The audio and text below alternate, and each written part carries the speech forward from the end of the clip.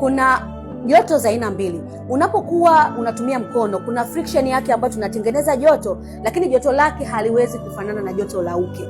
Na ndio maana yule mwanaume ambaye anajichua kwa muda mrefu akija kukutana na mwanamke, hata pale mwanamke anapokuwa hajavua nguo ya ndani, mwanaume anapogusa tu, inakuwa ni rahisi yeye kubizi hapo hapo na anashindwa kurudia tendo lingine, kwa sababu joto la mwanamke linakuwa ni joto kali kuliko joto la mkono.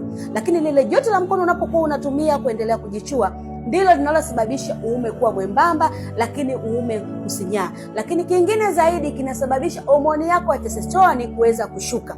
Sasa ikiwa ni mwanaume ambaye unatamani kupata hamu au raha ya tendo la ndoa, hakikisha uache kujichua, kwa sababu joto la mkono huwezi kufananisha kabisa na joto ambalo liko kwenye uke wa mwanamke. Acha kabisa, acha mapema. Lakini kama unashindwa kuacha, hakikisha chukua namba zangu ziko hapo bali, lakini share video hii na wanaume wenzio ili wapate kujifunza zaidi.